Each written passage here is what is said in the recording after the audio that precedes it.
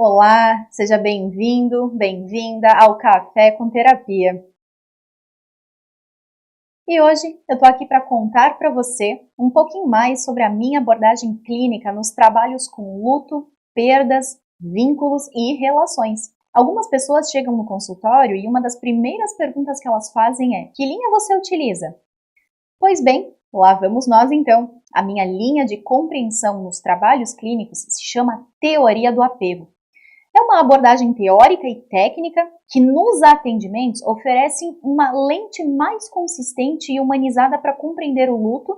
Isso porque a teoria explica sobre como nós formamos os nossos vínculos desde o nascimento e como as aprendizagens moldam essas nossas formas de nos relacionarmos na vida adulta até a nossa morte. E ao propor que o ser humano é biologicamente orientado a formar vínculos, John Bowlby, que foi o psiquiatra e psicólogo britânico quem desenvolveu essa teoria e pesquisa, defende que sofrer por perdas não é um sinal de fragilidade, mas de uma expressão direta de um laço que foi significativo. Desde muito cedo nós aprendemos junto essas experiências com quem cuidou de nós e o que esperar do outro, do que esperar de nós mesmos dentro de uma relação. Se o mundo será um lugar seguro ou imprevisível, se as nossas necessidades serão acolhidas ou ignoradas, se nós podemos nos aproximar ou se é mais seguro nos protegermos. Essas vivências não ficam no passado, se organizam internamente como mapas emocionais que orientam as nossas relações ao longo da vida. E é justamente por isso que o luto nunca é apenas sobre quem se perde.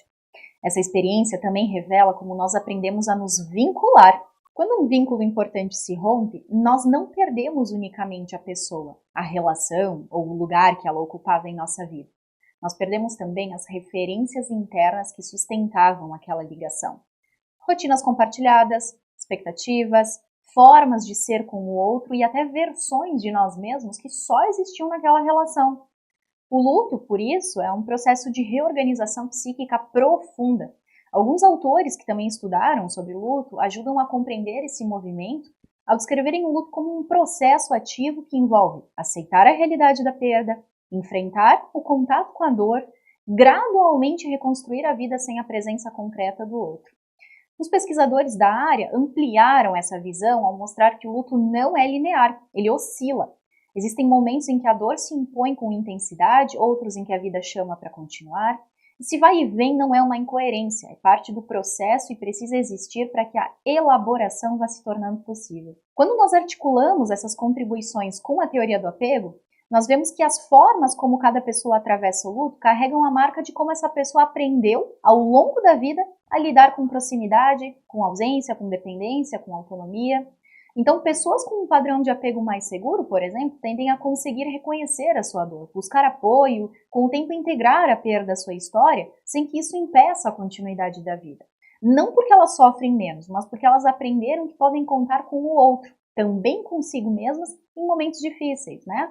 Por outro lado, quem desenvolveu um apego mais ansioso pode vivenciar o luto com uma certa intensidade, digamos assim, marcada por medo de abandono, às vezes dificuldade em aceitar separação, aceitar desamparo.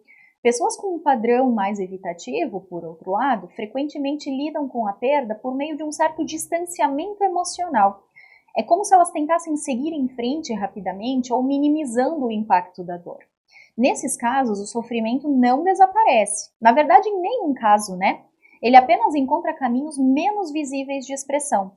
Perceber essas diferenças é fundamental porque nos afasta de uma ideia rígida sobre a forma correta de viver o luto. Isso não existe. Não existe nenhum único jeito de sofrer. Existe a necessidade de compreender o sentido que aquela perda assume na história de quem vive. O luto também tem uma dimensão silenciosa, mas profundamente reveladora. Ele reativa memórias emocionais antigas. Então, uma perda atual pode muitas vezes tocar experiências anteriores de ausência, de rejeição, de separação, que ainda não foram totalmente elaboradas.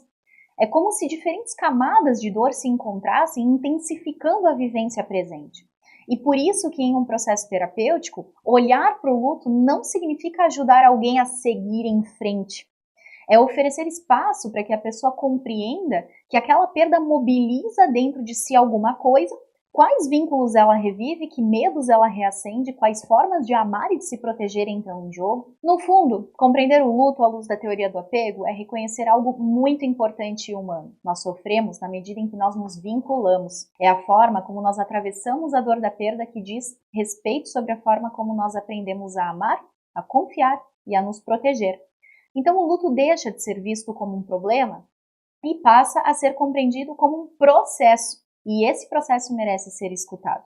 Um processo que, embora doloroso, carrega em si a possibilidade de transformação, mas não num sentido de apagar a perda, num sentido de reconstrução, de novas formas de relação com a ausência, com a memória e com a própria continuidade da vida.